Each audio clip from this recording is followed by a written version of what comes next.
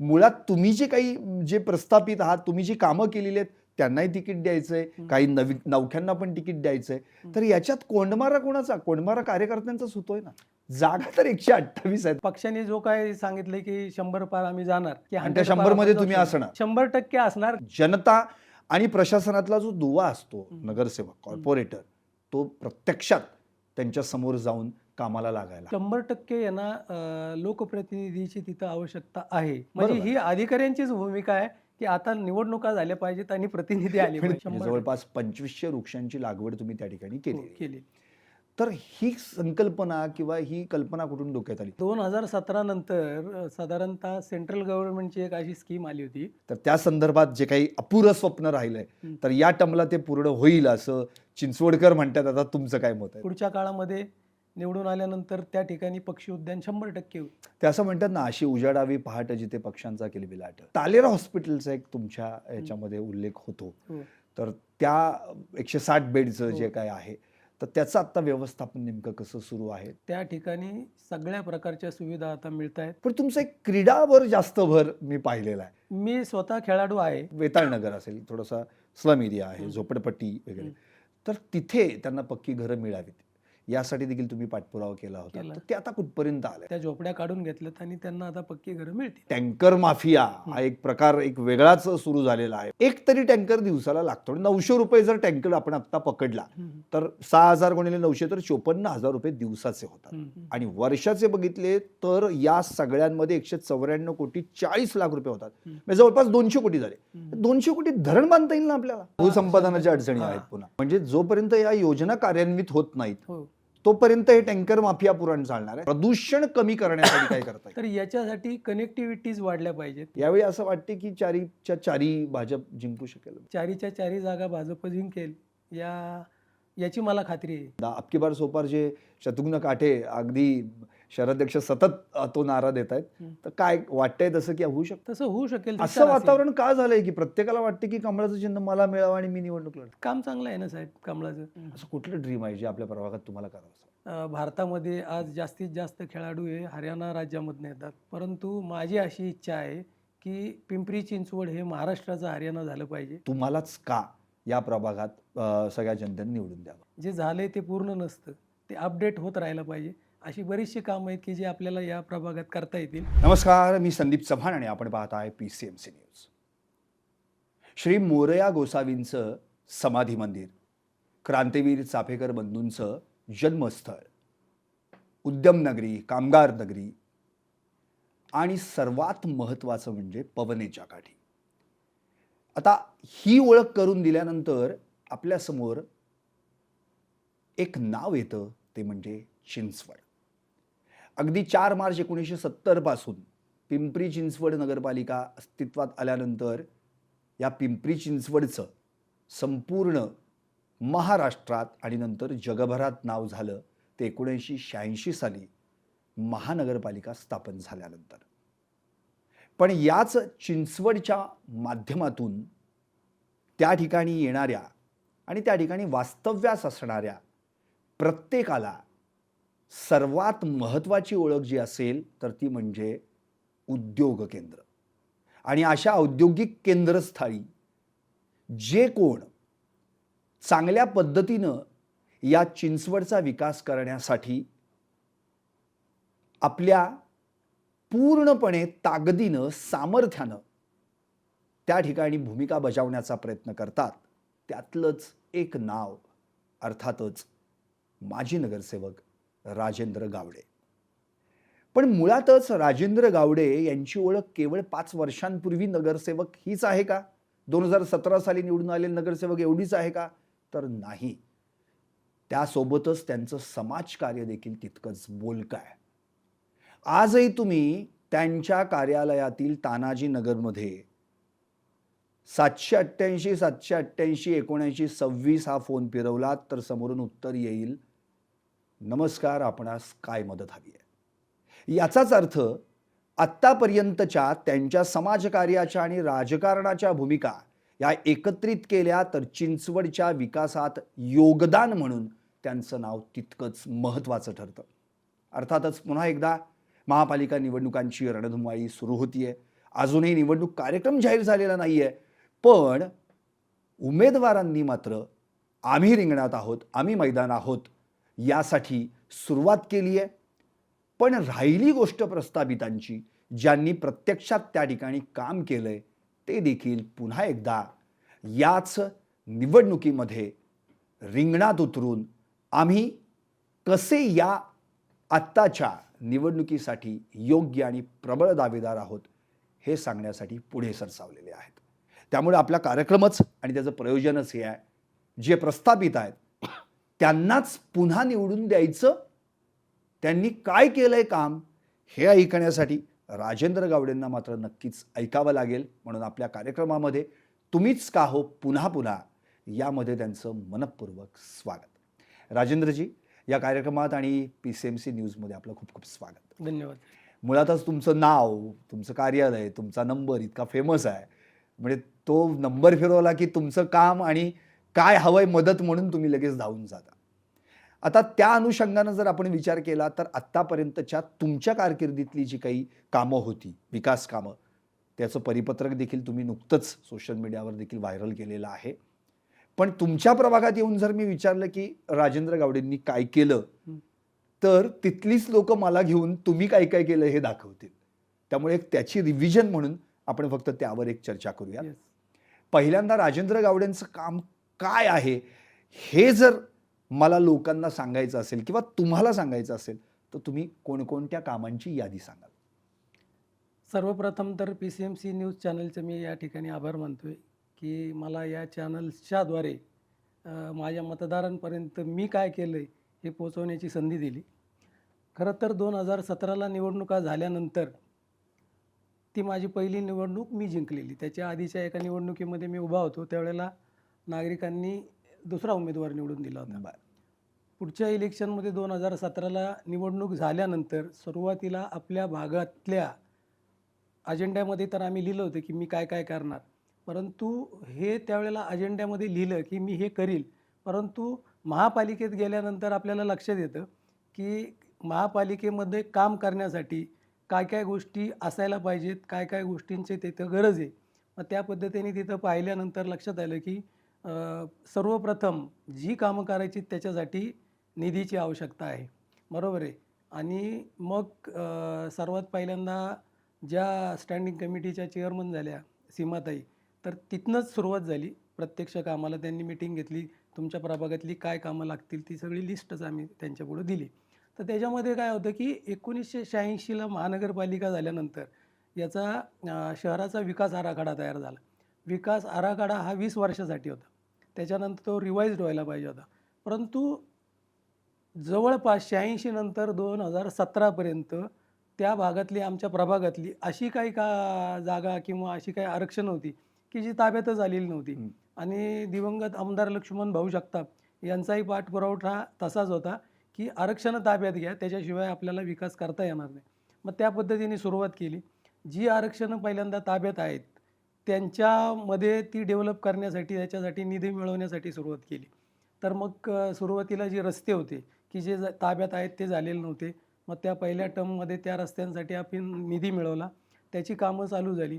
तर याच्यामध्ये नदीकिनारी जो 18 मीटरचा रस्ता प्रामुख्याने एक होता, तर तो काही ठिकाणी ताब्यात होता, काही ठिकाणी नव्हता. म्हणजे ते श्री मोरया गोसावी मंदिर दर्शन रांगेच्या तिथून जाणार तो रस्ता. हां, तो धनेश्वर मंदिर किंवा दर्शन रांगेच्या तिथून सुरू होतो.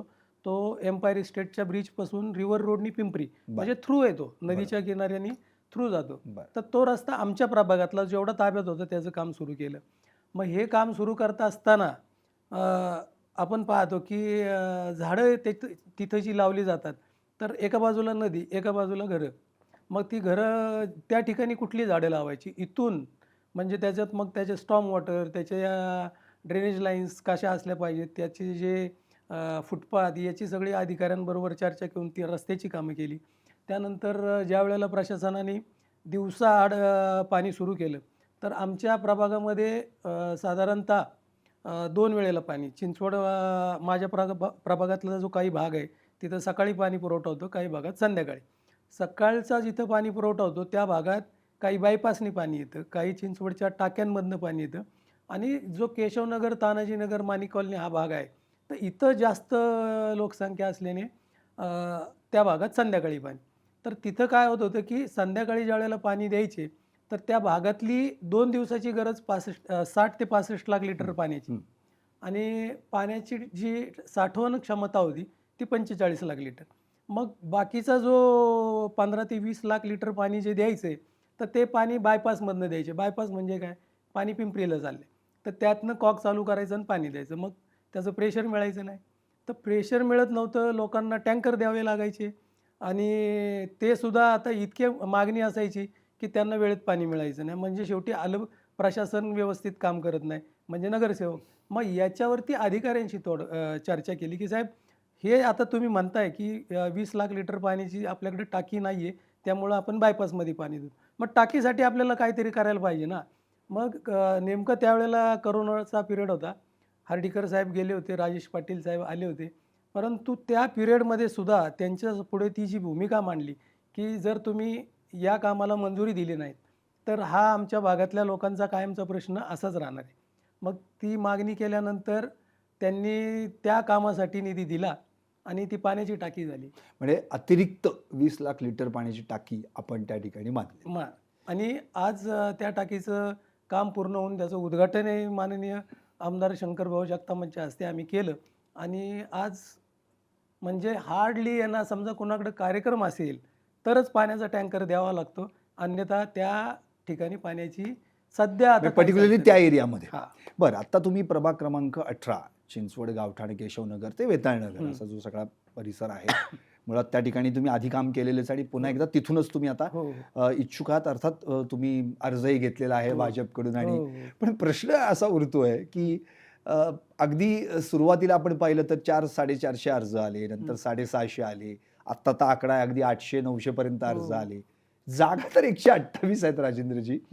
उद्या 1000 पर्यंत जातील ते. तिकडे पुण्यात तर 2000 जणांच्या रांगा लागल्या. बरोबर आहे. तर मग 800-900 माणसं जी नाराज होणार आहेत उद्या, त्यांचं काय करणार? आणि असा प्रश्न तर पडतोच ना. आणि मुळात तुम्ही जे काही जे प्रस्थापित आहात, तुम्ही जी कामं केलेली आहेत त्यांनाही तिकीट द्यायचंय, काही नवख्यांना पण तिकीट द्यायचंय. तर याच्यात कोंडमारा कोणाचा? कोंडमारा कार्यकर्त्यांचाच होतोय ना. हे पहा आता 128च नगरसेवक होणार आहेत. म्हणजे समजा आमच्या भारतीय जनता पक्षाकडे जरी 1000 इच्छुक असतील तर इतरही पक्षांकडे इच्छुक असणारच आहे. बरं, पण 128 नगरसेवक म्हणजे तुम्ही हे क्लिअर केलं की आम्ही स्वभावावरच लढतोय म्हणून. कारण की बाकीचे तुमचे महायुतीतले घटक नाही, पक्ष आहेत. मी असं म्हटलं की 128 नगरसेवक होणार आहेत. अच्छा, ते स्वबळावर लढायचे की काय ते म्हणजे त्याच्यावर- भाजपचे होणार आहेत का महायुतीचे असं नाही तुम्हाला? हा, मी असं काय म्हटलेलं नाही. 128 नगरसेवक होणार. इच्छुक आमच्याकडे हजर आहेत, तसे इतरही पक्षांकडे भरपूर इच्छुक आहेत. हा. आणि हे वरिष्ठ पातळीवरती CM असतील किंवा दोन्ही उपमुख्यमंत्री असतील, बाकी पक्षाध्यक्ष आहेत. पण रवींद्रजी मुळातच चव्हाण. तुमच्या पक्षाने आधीच सांगितलेलं अबकी बार सो पार, अबकी बार सो पार, म्हणजे हा नारा आधीच उठवलेला आहे. मग जर सोपार म्हटलं तर मग उरलेल्यांना काय 28 पापड लोणचं वगैरे एवढंच फक्त. नाही, आता पक्षाने जे काम केलेलं आहे गेल्या 5 वर्षात महानगरपालिका म्हणून किंवा राज्यामध्ये देवेंद्रजींच्या नेतृत्वाखाली किंवा नरेंद्रजी मोदी पंतप्रधान, तर याच्या सगळ्या अनुषंगाने आम्हाला पक्षाने जो काही सांगितलं की 100 पार आम्ही जाणार, तर तेवढा आम्हाला आत्मविश्वास आहे की आणि त्या 100 मध्ये तुम्ही असणार. 100 मध्ये नक्कीच मी 100% असणार. 100% असणार. कारण मी माझ्या प्रभागामध्ये जे काम केलेलं आहे, तर लोकांना ज्या गोष्टी हव्या होत्या, म्हणजे मी माझा व्यवसाय माझ्या मुलाच्या हातात सोपवला आणि मी फक्त आपल्याला नगरसेवक फुल टाइम पॉलिटिक्स असं म्हणायचं.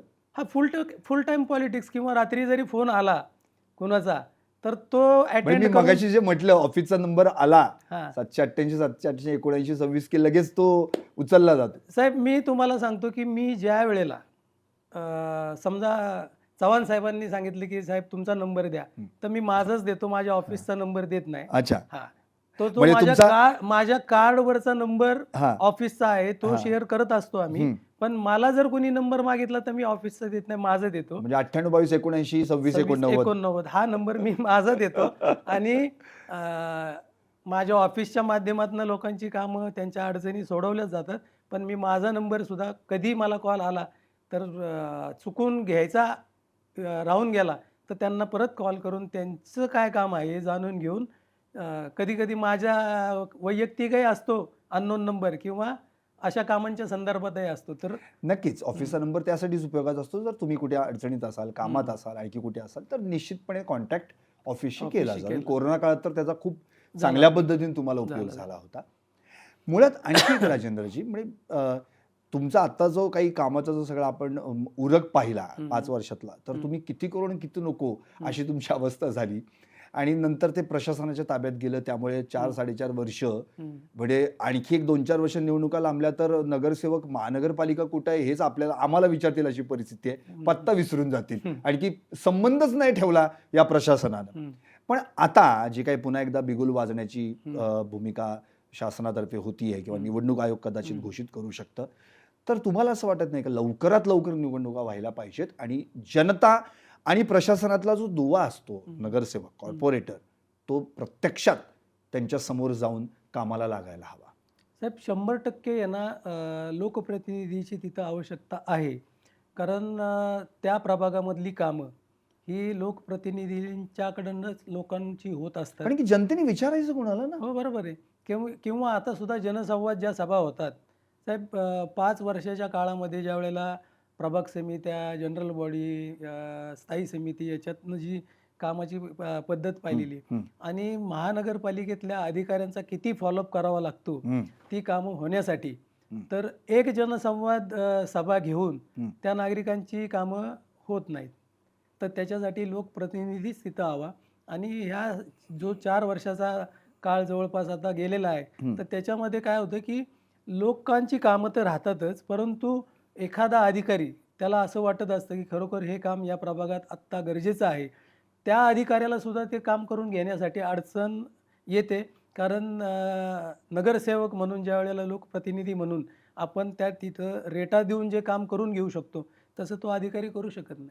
म्हणजे ही अधिकाऱ्यांचीच भूमिका आहे की आता निवडणुका झाल्या पाहिजेत आणि प्रतिनिधी आले पाहिजेत. तेच वैतागले त्याची परिस्थिती. बर, आता राजेंद्रजी, मुळात तुमच्या थोडंसं आता प्रभागात फेरफटका मारूया. आता उदाहरणार्थ म्हणजे चिंचवड म्हटलं की नावातच चिंच पण आणि वड पण आहे. पण बोंबला आता चिंचवडमध्ये म्हणजे काय कोपर नकोस, तुम्ही काय ते मगाशी झाड म्हणालात, हल्ली सगळी शोबाजी करणारी झाडं सगळीकडे आता महापालिकेतर्फे रस्त्यामध्ये पाहताना दिसत आहेत. पण तुमच्या प्रभागामध्ये जर त्या ऑक्सिजन पार्कमध्ये जर आत्ता कोणी माणूस फिरायला गेला तर त्या ठिकाणी त्याला देशी वृक्ष आढळून येतील. म्हणजे जवळपास 2500 वृक्षांची लागवड तुम्ही त्या ठिकाणी केली.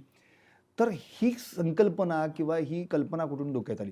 त्यामुळे कुठेतरी चिंचवड असं गावाचं नाव आहे बाबा हे तरी किमान त्यामुळे लक्षात राहतं. 2017 नंतर साधारणतः सेंट्रल गव्हर्नमेंटची एक अशी स्कीम आली होती की अर्बन फॉरेस्टची निर्मिती प्रत्येक शहरामध्ये करायची. तर याच्यामध्ये 2017ला एक आरक्षण आमच्या प्रभागात लक्ष्मीनगर लिंक रोडला या ठिकाणी होतं.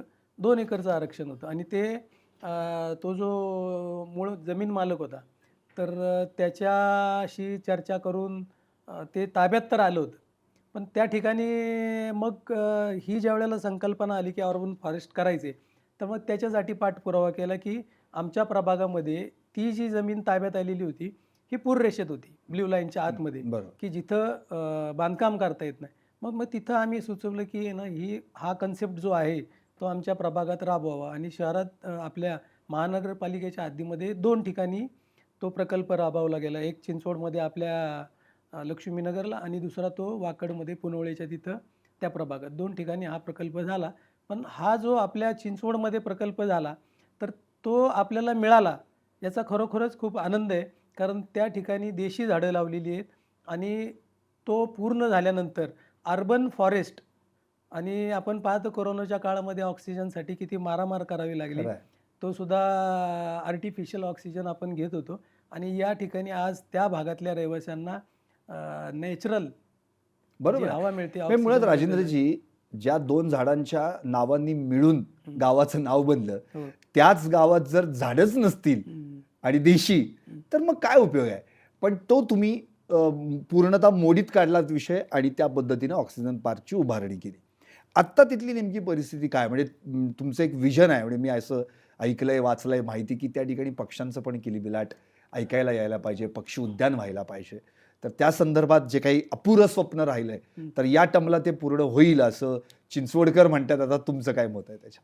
साहेब, ज्या वेळेला आपण पर्यटनाला किंवा अशा काही गोष्टींसाठी बाहेर जातो, त्यावेळेला मी जात असताना सगळीकडं काय काय नवीन आपल्याला पाहायला मिळते, की प्रत्येक ठिकाणी काहीतरी साहेब नवीन असतं. त्या आपल्या ठिकाणी इम्प्लिमेंट करता येईल का त्या दृष्टीने. तर असं एकदा मला फोटोग्राफीची आवड आहे. मित्रांबरोबर फोटोग्राफीला गेलो होतो. तर सलीम अली पक्षी उद्यान आम्ही बरोबर. पाहिलं.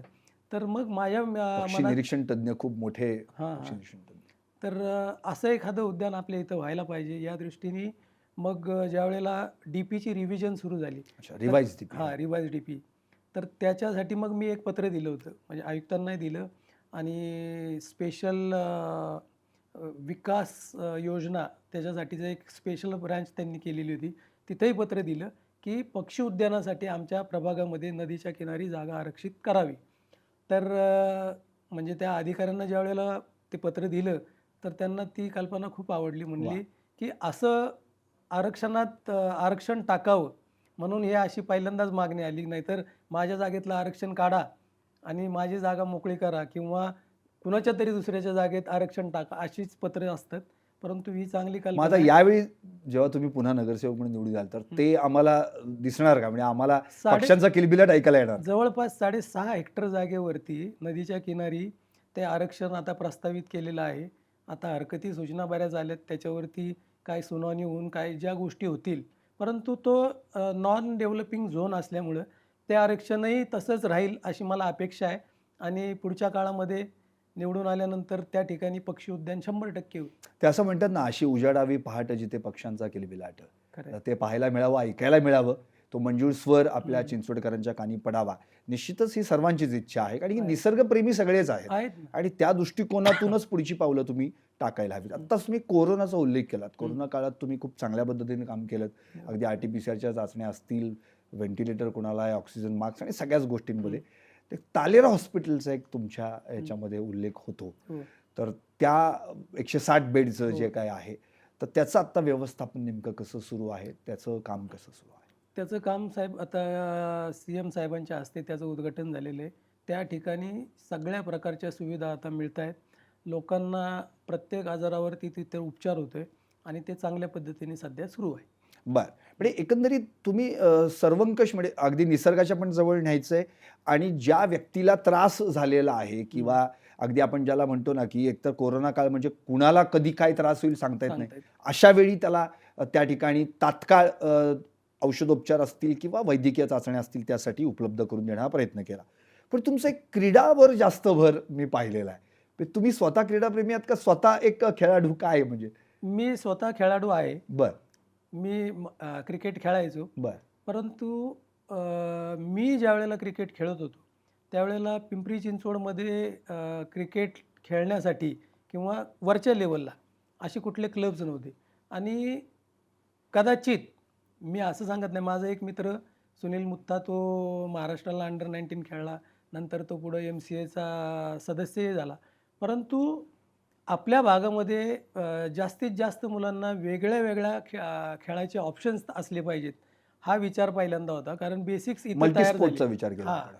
त्या एका खेळाचं क्रिकेट तर प्रत्येक ठिकाणी क्रिकेट खेळलं दिसतंय. जातं, बरोबर. परंतु ज्याला क्रिकेट खेळायचं नाहीये, त्याच्यासाठी वेगळा ऑप्शन काय आहे का? फॉर एक्झाम्पल तुम्ही अशी कोणती खेळांसाठी विचार केला? तर त्याच्यासाठी मग आर्चरी, धनुर्विद्या. हां, तो तर तुमचं एक ड्रीम होतं, की बाबा बरेच जणांना ती आवड असते, हो, पण त्यासाठीचं जे प्रॉपर प्रशिक्षण किंवा ट्रेनिंग असतं, त्याचं सेंटरच कुठे नसतं. बरोबर आहे. जे तुम्ही त्या ठिकाणी उभारायचा प्रयत्न केला. तर तिथं सर मी तुम्हाला तर सांगू इच्छितो, की 1 वर्षापूर्वी साधारणतः ते सेंटर आम्ही सुरू केलं. आमदार निधीमधनं सुद्धा त्याला फंड मिळाले. त्याचंही आता रिन्युएशन आता साधारण किती विद्यार्थी त्याचा लाभ घेतात? साधारणतः एक 60 ते 70 तिथं मुलं याच्यासाठी सरावासाठी येतात. बरं. बुंदेले मॅडम म्हणून जे आहेत त्या आपल्या स्टेटला सेक्रेटरी आहेत त्याच्यात आणि त्या स्वतः त्यातल्या खेळाडू होत्या. तर त्या तिथं मार्गदर्शन करतात. 1 वर्षापूर्वी माझ्या प्रभागामधल्या एका मुलीने धनुर्विद्या काय असती हे तिला त्या दिवशी कळालं, ज्या दिवशी ते सेंटर सुरू झालं. तिने धनुष्य त्यांनी त्या दिवशी ते हातात घेतलं असेल आणि 1 वर्षानंतर ती नॅशनलपर्यंत गेली साहेब. कारण की कसं आहे, आतापर्यंत मुलांनी फक्त महाभारत रामायणातच फक्त बाण सुटलेले हो, बघितले हो. हो. पण ते प्रत्यक्षात त्यांना त्यात निपुण व्हायचं असेल तर त्यासाठी त्यांना प्रशिक्षण केंद्र हवं. हो. मग अर्थात यासोबत तुम्ही अनेक बाकीच्याही खेळांचा विचार केला, लॉन टेनिस असेल, बास्केटबॉल असेल, आणखी पण तुम्ही टेबल बाकी टेनिस टेबल आहे. टेनिस आहे. इवन आम्ही आपल्याकडेच एक चांगले कोच आहेत जे बुद्धिबळ शिकवतात. बर तर त्यांच्या माध्यमातून सुद्धा आपण बुद्धिबळचे तिथं त्या भागामध्ये प्रशिक्षण सुरू करणार. बर म्हणजे क्रीडावर जो काही भर आहे, म्हणजे आपल्याच परिसरातील मुलांना त्यामध्ये जी त्यांची आवड आहे, म्हणजे प्रत्येकालाच कल एक चांगला अभ्यासाकडेच आहे असं नाही, तर क्रीडेकडे पण कल असतो त्याचा, आणि त्याला ते मिळावा, त्याला न्याय व्हावा. मी या गोष्टीकडे अशा पद्धतीने पाहतो की जर मी त्या ठिकाणी असतो तर मला त्या गोष्टी काय पाहिजेत हे मला कदाचित कुणाला सांगता आलं नसतं. बरोबर बरोबर बरोबर आहे. बरोबर. परंतु आज मी या अशा ठिकाणी आहे की हे समजू शकतो की त्या मुलांना काय द्यायचंय. बरोबर आहे ना. मग ती माझी जबाबदारी आहे की मी त्या भागातला नगरसेवक आहे आणि प्रत्येक त्या प्रभागातला, इवन मी म्हणेल की शहरातला जर संधी मिळाली तर ती गोष्ट त्या शहरातल्या प्रत्येक नागरिकाला तिथं येऊन त्याचा उपभोग घेता येईल, तिथं शिकता येईल. मी असं तर या कोणाला दृष्टीने बंधन नाहीये, कुणी येऊ शकतं आणि कुणी हां, तिथे ते लाभ घेऊ शकतं. महानगरपालिकेचं सेंटर आहे, प्रश्नच तिथं नाही. कुणीही येऊन शिकू शकतो. परंतु ही माझी नैतिक जबाबदारी समजतो, की या सगळ्या सुविधा जेवढ्या जास्तीत जास्त आपल्या या नागरिकांना उपलब्ध करून देता येईल, त्या दृष्टीने प्रयत्न करेन. राजेंद्रजी, एक आता म्हणजे तुमच्याशी बोलता बोलता किंवा एकंदरीत तुमचं सगळं बॉडी लँग्वेज पाहता, हे तुमच्या फिटनेस मागचं रहस्य काय आहे? म्हणजे नेमकं काय आहे? म्हणजे ऑक्सिजन पार्कमध्ये तुम्ही तिथे ऑक्सिजन घ्यायला जाताय का या सगळ्या खेळांमध्ये स्वतः सहभागी होता? नाही, ह्या कारण की तुम्ही ओपन जिम, व्यायाम साहित्य पण तुम्ही बऱ्याच ठिकाणी उपलब्ध करून दिलेलं आहे. तर मला स्वतःलाच व्यायामाची आवड आहे पहिल्यापासून. बरं. तर मी आजही सकाळी 1 तास व्यायाम केल्याशिवाय माझा दिवस सुरू होत नाही. अच्छा. ज्या दिवशी व्यायामाला जात नाही त्या दिवशी मी रनिंगला जाईल किंवा इतर काही ना काहीतरी ॲक्टिव्हिटी म्हणजे करेन. 1 तास स्वतःसाठी, उरलेला वेळ सगळ्या जनतेसाठी, सगळ्यांसाठी. अशा हां, पद्धतीनं. हं. बर. आता हा सगळा क्रीडा आणि ह्या सगळ्या गोष्टींचा आपण विचार केला. पण एक वेताळ नगर असेल, थोडासा स्लम एरिया आहे, झोपडपट्टी वगैरे. तर तिथे त्यांना पक्की घरं मिळावीत, यासाठी देखील तुम्ही पाठपुरावा केला होता. केला. तर ते आता कुठपर्यंत आलंय? म्हणजे का नुसतंच आपलं फक्त लोकांनी स्वप्न बघायची आम्हाला पक्की घरं? नाही सर. तिथं ज्यावेळेला ते JNU-RMमध्ये त्या भागातला विकास सुरू होता आणि तिथं साधारणतः 12 बिल्डिंग होणार होत्या. त्या 9च बिल्डिंग झाल्या. त्यानंतर उर्वरित भाग हा स्लमच राहिला होता. बरोबर. तर मग तत्कालीन आयुक्त आता परत आलेलेच आहेत हार्डीकर साहेब. हं. तर यांच्याशी चर्चा करून की ह्या झोपडपट्टीधारकांना कशी पक्की घरं देता येईल याच्यावरती चर्चा केली आणि याला पर्याय असा होता की SRAच्या माध्यमातून या लोकांना घरं मिळू शकतील. मग या लोकांनी कधीच साहेब की आम्हाला घरं पाहिजेत म्हणून माझ्याकडे आलीच नव्हती. परंतु तुम्हाला मगाशी म्हटल्याप्रमाणे मी काय यांच्यासाठी करू शकतो या भावनेतनं त्या ठिकाणी SRAमधनं त्या लोकांना घरे मिळतील याच्यासाठीचा एक विकसक आला. त्यांनी त्या ठिकाणी सगळी प्रोसेस पूर्ण करून आत्ता तिथं ज्या झोपड्या होत्या त्या झोपड्या काढून घेतल्यात आणि त्यांना आता पक्की घरं मिळतील. बर. आता थोडंसं आपण आपल्या म्हणजे प्रभागामध्ये जी काही उत्तमाची कामं केली त्याची तर आपण रिवाईज केलेलंच आहे. जी काही उरलेली आहेत ती पण तुम्ही चांगल्या पद्धतीने ह्या टर्ममध्ये पूर्ण कराल. आता प्रश्न उरतो तो समस्यांचा. 2 प्रॉपर महत्त्वाच्या बेसिक समस्या जर आपल्या इथे पाहिल्या, म्हणजे बेसिक मी म्हणतो अगदी. एकतर कमी दाबानं पाणी पुरवठा, म्हणजे पाणीच दिवसाआड येतंय हाच एक महत्त्वाचा प्रॉब्लेम आहे. आणि ते जे काही येतंय तेही दूषित येतं. अशा काही प्रभागांमध्ये, मी सगळ्याच असं म्हणत नाही की काही भागांमध्ये. तर त्यातून आरोग्य समस्या निर्माण परत होतात. या सगळ्याच गोष्टी झाल्या. आणि मग याच जोडीला आणखी एक महत्त्वाचा मुद्दा समस्येचा जर आपण म्हटला तर निश्चितपणे अर्थातच यातूनच मग ट्रॅफिक, यातूनच मग प्रदूषण, पोल्युशन. आणखी ट्रॅफिक आली की पोल्युशन आलं. पाण्याचा सुद्धा तिथे जलप्रदूषण पण आलं, वायू प्रदूषण पण आलं. तर या समस्यांवर काय करता येईल जेणेकरून चिंचवडकरांना मोकळा श्वास घेता येईल आणि त्याची तहान भागवता येईल? कारण की आता झालंय असं की श्वास पण कोंडलेला आहे आणि घसा पण ताणलेला आहे. म्हणजे आपल्याला पवना पण आहे आणि भामास्केट धरण आहे, तिथून जे काही मिळतं पाणी, पण पुन्हा ते जेव्हा ते समन्यायी हा एक शब्द आहे त्याच्यानी वाटप करायला सुरू होतं तेव्हा प्रेशरचा प्रॉब्लेम येतो. मग कुठे कमी दाबानी, कुठे उच्च दाब, आणि मग गोंधळ सुरू होतो. तर यासाठी एक प्रॉपर काही नियोजन करता येईल का? यासाठी साहेब आता जे तुम्ही पाण्याचा प्रश्न म्हटलात ना, तर याच्यात अतिरिक्त आपल्याला जो पाणी मिळणार आहे भामा आसखेड आणि अंधाराचं तर सुरू झालं सुरू आपल्याकडे. झालं हो. भामा आसखेडमधनं जे पाणी आपल्याला मिळणार आहे साधारणतः 167 ते 200 MLD पर्यंतचा तो बरोबर. आहे. बरोबर. तर ते पाणी आपल्याला आलं की त्याच्यातनं थोडंसं आपलं रिलीफ होणार आहे. परंतु दिवसेंदिवस लोकसंख्या सुद्धा वाढतीये. बरोबर. तर आमदार साहेबांनी याच्यासाठी मागणी केलेली आहे की आम्हाला अतिरिक्त पाणी, आता आपल्याकडे काही अशी चर्चा आहे की इतर काही गावं आपल्या महापालिकेत समाविष्ट करायची. तर ती गावं समाविष्ट झाल्यानंतर त्याचा ताण जास्त वाढणार आहे. तर याच्यासाठी शंकर भाऊंच्या माध्यमातून त्यांनी मागणी केलेली आहे की आम्हाला अतिरिक्त पाणी मिळालं पाहिजे. आणि शुद्ध पाण्यासाठी साहेब याच्यातही ज्या आता पाण्याच्या जुन्या लाईन आहेत, ज्या ठिकाणी जुन्या टाकलेल्या होत्या, तर या जुन्या लाईन बदलणं आवश्यक आहे. कारण STPमधनं वॉटर ट्रीटमेंट प्लॅन्टमधनं ज्यावेळेला पाणी पुरवठा होतो त्याच्यावर ट्रीटमेंट करून, पाण्याच्या टाकी सिवेज महापालिकेच्या ट्रीटमेंटवर हां. नाही, या WT. तिथनं आलेलं पाणी हे आपल्या पाण्याच्या टाक्यांमधनं बरोबर. जाताना कधी समजा कुठं पाण्याच्या लाईन्स तुटलेल्या असतील तर या वेळोवेळी दुरुस्त केल्या गेल्या पाहिजेत.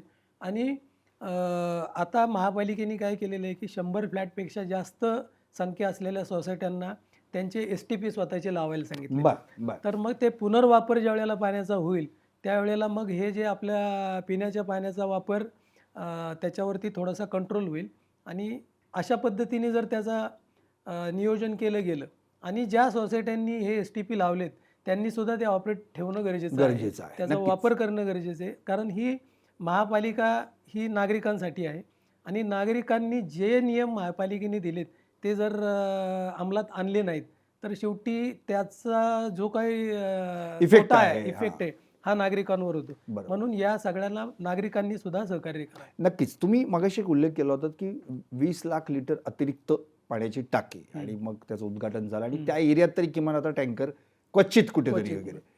पण आता सोसायट्यांच्या अँगलनी जर आपण विचार केला तर शहरात साधारण 5,000-6,000 सोसायटी असतील. हो, हो. आणि आता टँकर माफिया हा एक प्रकार एक वेगळाच सुरू झालेला आहे. म्हणजे आपण लँड माफिया पाहिलेला आहे, आणखी टोळी माफिया तर काही सगळीकडे बोंबलतच फिरतात. पण एक नवीन हा टँकर माफिया जो प्रकार आहे आणि आपल्या चिंचवड सारख्या परिसरामध्ये तो खरं म्हणजे स्टॉप होणं गरजेचं आहे. तर उदाहरणार्थ आपण एक साधं उदाहरण घेऊ की आता समजा 6,000 आपण सोसायटी असं गृहीत धरूयात, तर किमान एक तरी टँकर दिवसाला लागतो. 900 रुपये जर टँकर आपण आत्ता पकडला तर 6,000 गुणिले 900 तर 54,000 रुपये दिवसाचे होतात. महिन्याचे बघितले तर 16,20,00,000 होतात आणि वर्षाचे बघितले तर या सगळ्यांमध्ये 194,40,00,000 रुपये होतात. म्हणजे जवळपास 200 कोटी झाले. 200 कोटी धरण बांधता येईल ना आपल्याला? येईल ना. मग हे त्यांच्या कशात कशाला घालायचे एवढे पैसे? त्यासाठी काय वेगळं करता येईल? नाही, धरण बांधायचं तर धरण बांधायचं कुठं पहिल्यांदा सगळ्यात मोठी पण मग 200 कोटी यांच्या कशात घालून चालेल का? 200 कोटी यांच्या घशात घालायचे जातात तर एवढं नक्की आहे. गेल्या 12 वर्षात तर हेच चालू आहे. मग याच्यातच आपण म्हणूनच सांगितलं 2017ला ज्या वेळेला भारतीय जनता पार्टीची सत्ता महापालिकेत आली त्यानंतर आपण त्याच्या आधी सुद्धा प्रयत्न केला होता. गेला नसेल असं नाही, केला असेल. परंतु त्यावेळेला त्याची जी मांडणी करून राज्य सरकारकडे द्यायची होती, इरिगेशन डिपार्टमेंटकडे द्यायची होती, तर त्याच्यासाठी जागाच नव्हती. STP वॉटर ट्रीटमेंट प्लांट आणि पाणी कुठून उचलायचं याचं नियोजन नव्हतं.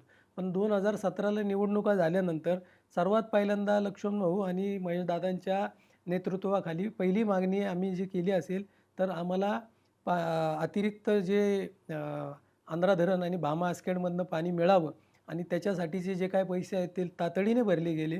त्याच्यासाठी जागा जी पाहिजे होती ती जागा मिळवली आणि त्या दृष्टीने ते काम झालं.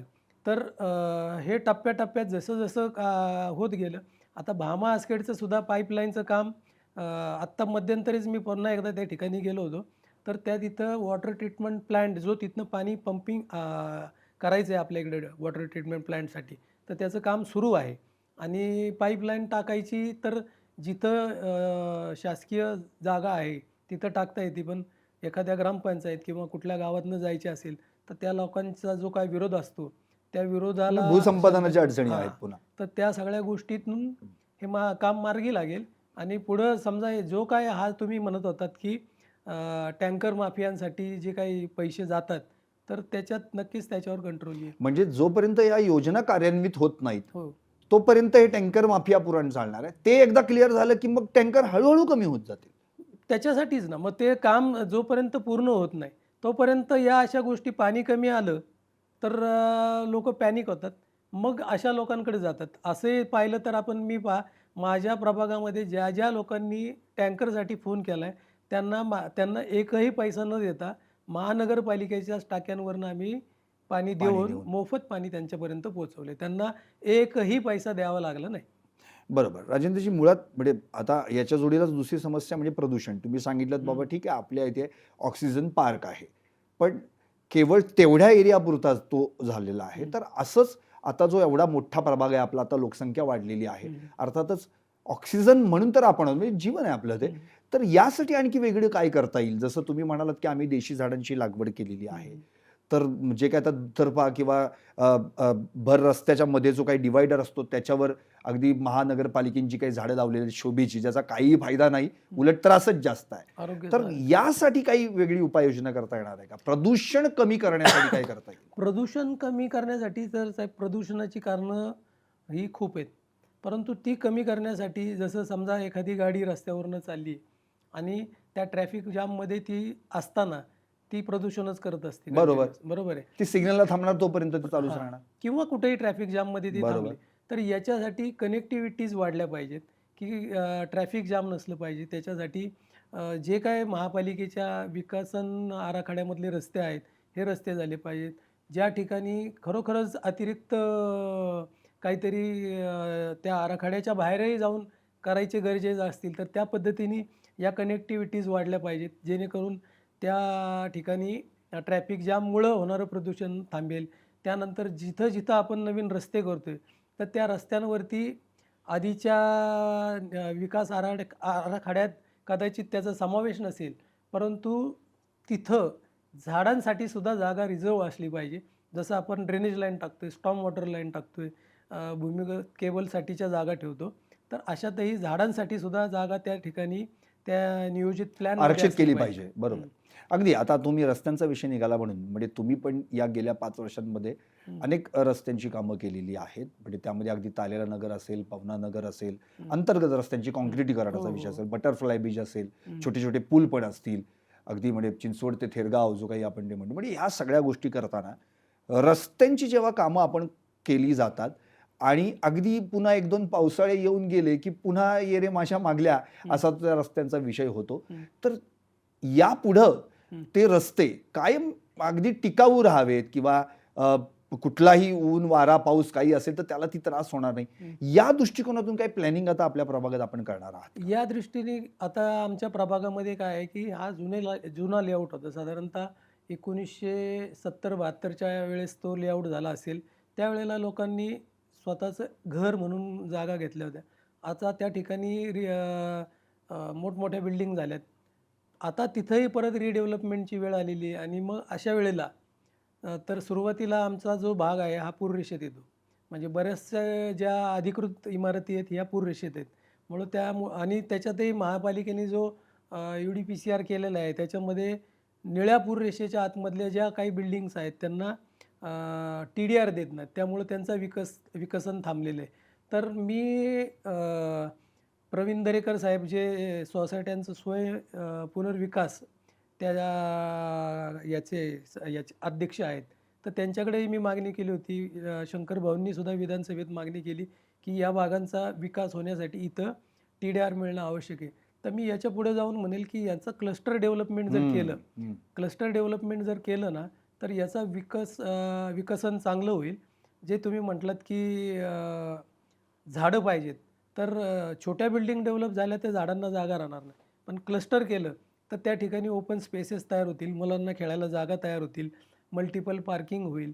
मग याच्यामध्ये तिथं राहणाऱ्या व्यक्तीला या सगळ्या सुविधा मिळतील. त्याचं आज चिंचवडमध्ये लोकांचा राहायला यायचा कल जास्त आहे. कारण चिंचवड हे राहण्यासाठी योग्य समजलं जातं. असं लोकांच्या बरोबर. माध्यमातून समजतं, की तिथं ज्यांनी घर घेतलंय त्याला चिंचवड सोडून परत बाहेर जायचं म्हटलं, की वाईट वाटतं, दुःख होतं. परंतु जावं लागतं.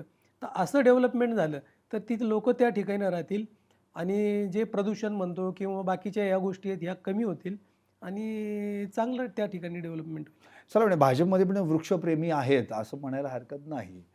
म्हणजे आता जो काही कुंभमेळ्याचा आणि तिथे सगळ्या अरे. वृक्षांवरून गदारोळ चालू आहे. म्हणजे तुम्ही म्हणताय तो मुद्दा बरोबर आहे, कारण की मुळात ज्या गावाची ओळखच 2 झाडांची मिळून ते गाव बनलं, त्या गावामध्ये जर वृक्षांसाठी जर जागा नसेल किंवा एक सेपरेट आरक्षण नसेल, तर मग पुढे भविष्यात मुळातच एक तर हे औद्योगिक केंद्र आहे. हम्म. त्यामुळे त्यातून प्रदूषण हा प्रकार होणारच आहे. अशा वेळी ते कमी करण्यासाठी किंवा ते बॅलन्स त्याचं करण्यासाठी वृक्ष हवेतच. खरं म्हणजे ते व्हेंटिलेटर्स आहेत. वृक्ष म्हणजे तरी दुसरं काय? तर मग अशा पद्धतीनं तुम्ही हा विचार करताय, तो मला आवडलाच. आता थोडंसं आपण जरा आपल्या पुन्हा एकदा पॉलिटिक्स या प्रकारे जाऊयात. अगदी शेवटाकडे मी येतो. आत्ता सध्या म्हणजे तुम्ही आता 2017ला 10,533 मतं तुम्हाला मिळाली, लोकसंख्या वाढलेली आहे, आणखी आता मतदान वाढणार वगैरे सगळं मान्य आहे. मुळात जे भाजपला 4 पैकी 2 जागा मिळाल्या, 2 मिळाल्या नाहीत. यावेळी असं वाटते की 4च्या 4 भाजप जिंकू शकेल म्हणून. आमच्या कामाच्या जो काही 5 वर्षात काम केलेलं आहे आणि आज समजा 2च नगरसेवक जरी भाजपचे होते, त्यानंतर पुढील काळात ज्या तिसऱ्या शिवसेनेच्या नगरसेविका होत्या, अश्विनीताई अश्विनी चिंचवडे, चिंचवडे आहेत, अपर्णा डोके आहेत राष्ट्रवादीच्या. हां, अपर्णा डोके आहेत राष्ट्रवादीच्या. तर अश्विनीताई चिंचवडे सुद्धा आता भाजपमध्ये आलेल्या आहेत. बरं. तर 3 जागा आहेत. 4थी जागा निवडून आणण्यासाठी आम्ही कसोशीने प्रयत्न करू बरं. आणि 4च्या 4 जागा भाजप जिंकेल याची मला खात्री आहे. अच्छा. बरं, आता ही खात्री तर तुम्ही तुमच्या प्रभागाची दिलीत. पिंपरी चिंचवड महापालिकेबद्दल काय सांगता येईल? किती जागा भाजप यंदा? अब की बार सो पार जे शत्रुघ्न काठे अगदी शहराध्यक्ष सतत तो नारा देत आहेत. तर काय वाटतंय तसं की होऊ शकतं असं? तसं होऊ शकेल साहेब, कारण शहराध्यक्ष कारण की आहेत. मुळात आता तुमच्याकडे 77 आहे. म्हणजे मागचा जर विचार केला आपण हो. गणित, तर तुम्हाला आणखी त्यामध्ये 23 ॲड करायच्यात. ते 23 चेहरे. बरं, जे 77 आहे ते 77 पैकी 77 जणांना तुम्ही तिकीट देणार का? हा पहिला मुद्दा. त्यामुळे माणसं कुठून आणणार आहात तुम्ही? आता तुम्ही म्हणाल आमच्याकडे एवढे अर्ज आलेत, हजारोने अर्ज आले, तर माणसं आम्हाला येणारच. पण उद्या जी माणसं ज्यांना तिकीटच मिळणार नाही, ती पुन्हा नाराजी, बंडखोरी, मग पक्षप्रवेश, मग इनकमिंग, आउटकमिंग, हे कसं सांभाळणार? साहेब, मी कालच्या पेपरमध्ये वाचलं की माजी महापौर आहेत कोणतरी, मला नाव माहीत नाही, त्यांनी सुद्धा भाजपकडं उमेदवारी मिळावी म्हणून अर्ज केलेला आहे. तर आणि आता अध्यक्ष, आमदार, 4 आमदार आहेत. तर हे सगळे त्यांच्या हो, पण सगळेच जर एका पक्षाचे जर आले, मग तुम्हाला विरोधक नकोच आहेत का? म्हणजे नाही, नाही, विरोधक नको नाहीत. काम लोकांना चांगलं करणारी लोक जर निवडून आली, आम्ही पक्षसुद्धा अशा जणांनाच उमेदवारी देणार आहे की ते इलेक्टिव्ह मेरिट जे म्हणतो, ते मेरिट कशावर येतं? ते त्याच्या कामावर येतं. बरोबर आहे. मग इलेक्टिव्ह मेरिट हा काम करणाऱ्याचंच असेल आणि अशी लोक जर काम करणारी येत असतील, तर काय हरकत आहे मग? 100 बाकीचं विरोध कशासाठी असला पाहिजे की जर चुकीचं काम होत बरं, असेल दादा तर सोबत विरोध हवेत असतो. की नकोत? हां? दादा सोबत हवेत की नकोत? दादा सोबत राज्यात आहेत, बरोबर आहे. आता सत्तेत इथं महायुती करायची की नाही करायची, कशी करायची ते वरच्यांचं आहे. हो, पण मग तुम्ही तिथं त्यांना स्वीकारता. आहे बाबा, राज्यात आहेत. मग इथं तुम्हाला नको आहेत का? नाही, कदाचित दोन्हीकडे तसे तुल्यबळ उमेदवार असतील, हं, हं. तर प्रत्येकाला असं वाटतं ना की आपल्या माणसाला संधी मिळाली पाहिजे. आणि मग ह्याचं एकनाथ शिंदेचं काय? शिवसेनेचं काय? तर शिवसेनाही आता त्यांच्याकडे जर उमेदवार असतील तर तेही त्या पद्धतीनेच लढतील. आरपीआय तुमच्यासोबत आहे, त्यांना पण काही जागा आरपीआयला द्यावं जागा लागेल. देणार आहे असं आधीच त्यांनी जाहीर केलेलं हो, आहे. पण कमळाच्या चिन्हावर लढणार आहेत हे पण त्यांनी आधीच जाहीर केलंय. हा, पण त्या आरपीआय वाल्यांना तशी त्यांनी इच्छा दर्शवली ना की आम्ही कमळाच्या चिन्हावर लढणार आहे. त्यांना कदाचित, मला नाही वाटत की त्यांना प्रेशर केलं असेल की तुम्ही कमळाच्या चिन्हावर लढा. कारण कमळाचं चिन्ह आज प्रत्येकाला वाटतं की ते चिन्ह मला मिळावं आणि मी निवडणूक लढावी. तर कदाचित त्यांचा पण विचार असं असेल. वातावरण का झालंय की प्रत्येकाला वाटतं की कमळाचं चिन्ह मला मिळावं आणि मी निवडणूक लढावी? काम चांगलं आहे ना साहेब कमळाचं. बर, आता अगदी जाता जाता मला इतकंच विचारायचं आहे की मुळात राजेंद्र गावडेजींचा जो प्रवास आहे आत्तापर्यंतचा, जे काही आपण काम केलं आणि यापुढे तुम्हाला जशी संधी मिळेल तसं तुम्ही करतच राहणार आहात, असं कोणतं एक ड्रीम आहे की मला माझ्या प्रभागामध्ये ज्याला आपण म्हणतो ना, मरावे परी कीर्ती रूपी वरावे, असं काहीतरी राहून गेलं पाहिजे की हा बाबा त्यांच्या काळात हे झालं, असं कुठलं ड्रीम आहे जे आपल्या प्रभागात तुम्हाला करावं असं वाटतं? माझ्या प्रभागामध्ये साहेब, माझं ड्रीमच असं आहे की माझ्या प्रभागामधनं, म्हणजे मी मध्यंतरी काही जे क्रीडा प्रशिक्षक आहेत किंवा संघटक आहेत यांना एकत्रित घेऊन मी त्यांना काय म्हटलं होतं की भारतामध्ये आज जास्तीत जास्त खेळाडू हे हरियाणा राज्यामधून येतात, परंतु माझी अशी इच्छा आहे की पिंपरी चिंचवड हे महाराष्ट्राचं हरियाणा झालं पाहिजे. वा. याच्यातनं जास्तीत जास्त खेळाडू पोचले पाहिजेत. या ठिकाणी ज्या वेळेला ज्येष्ठ नागरिक हे या ठिकाणी राहतात त्यावेळेला त्यांना या ठिकाणी त्यांचा वेळ व्यवस्थित जाईल अशा पद्धतीने त्यांचं राहणीमान चांगल्या पद्धतीने पुढील जावं, त्या पद्धतीने इथलं हे सगळं इन्फ्रास्ट्रक्चर असलं पाहिजे. साहेब नाव हे त्या कामातनं तुम्ही जसं म्हटलात की कसं काम झालं पाहिजे, तर या सगळ्या सुविधा इथं निर्माण झाल्या आणि त्या सुविधा निर्माण करण्यात माझा खारीचा वाटा होता. एवढं तिथं राहिलं तरी आपल्याला सगळं मिळालं असं वाटतं. अच्छा, नक्कीच. आता अगदी माझा शेवटचाच प्रश्न कार्यक्रमाच्या अनुषंगानं, म्हणजे कार्यक्रमाचं आपलं जे नावच आहे, तुम्हीच का पुन्हा पुन्हा, काय सांगाल 1-2 वाक्यामध्ये? तुम्हालाच का या प्रभागात सगळ्या जनतेने निवडून द्यावं? साहेब बरेचसे उमेदवार निवडणुका लढतात, जातात. मी माझ्या 5 वर्षामध्ये त्याच्यामध्ये सुद्धा 1.5 वर्ष 2020 नंतर पुढची जो काय काळ 2022चा होता, हा करोना काळ होता. म्हणजे साधारण 3-3.5 वर्षाच्या पिरियडमध्ये मी माझ्या प्रभागामध्ये भरपूर काम केलेलं आहे आणि त्या कामाच्या अनुषंगाने पुढेही काय काय करता येईल याचं नियोजन केलेलं आहे की माझ्या प्रभागात मी या सगळ्या गोष्टी करू इच्छितो. नगरपालिकेची 2017ची निवडणूक लढल्यावर लोक म्हणले होते की या प्रभागात काम करण्यासारखंच नाही आहे, परंतु खूप काम करण्यासारखं असतं. जे झालं आहे ते पूर्ण नसतं, ते अपडेट होत राहायला पाहिजे. अशी बरीचशी कामं आहेत की जी आपल्याला या प्रभागात करता येतील. तर त्यासाठी पुन्हा मला नागरिकांनी त्या ठिकाणी पाठवावं त्यांची कामं करण्यासाठी, म्हणून मी. नक्कीच, शुभेच्छा तुम्हाला. तर हे होते राजेंद्रजी गावडे, अर्थातच ज्यांनी 2017 ते 2022 या काळामध्ये आपल्या प्रभागात जितकं काही काम करता येईल तितकं करण्याचा प्रयत्न केला. दुसरी गोष्ट म्हणजे ते वृक्षप्रेमी आहेत, क्रीडाप्रेमी आहेत आणि विशेष म्हणजे जनताप्रेमी आहेत. तिथल्या प्रत्येक व्यक्तीला, प्रत्येक नागरिकाला त्याला काय हवं, काय नको याची विचारणा देखील ते स्वतःहून करतात. त्यासाठी आपला स्वतःचा फोन नंबरही उपलब्ध ठेवतात. सगळ्यात महत्त्वाचं म्हणजे मीच का पुन्हा पुन्हा असा जर प्रश्न केला तर त्यांनी स्पष्टपणे सांगितलं की होय, या प्रभागामध्ये मी आत्तापर्यंत जी कामं केली त्या कामांच्याही पुढे अपडेट व्हायचं असेल आणि माझ्या नागरिकांना जास्तीत जास्त सुविधा द्यायची असतील तर नक्कीच जनता हाच विचार करेल की इथे पुन्हा हवेत राजेंद्रजी गावडेच. कारण त्यांनी केलेलं कामच बोलतंय हे त्यांच्या आत्तापर्यंतच्या मुलाखतीतून दिसून आलंय. अर्थात निवडून कोण येणार आणि कुणाला निवडून कोण देणार याचं उत्तर मात्र जनता जनार्दनच ठरवणार. तुम्ही मात्र पाहत राहा PCMC न्यूज.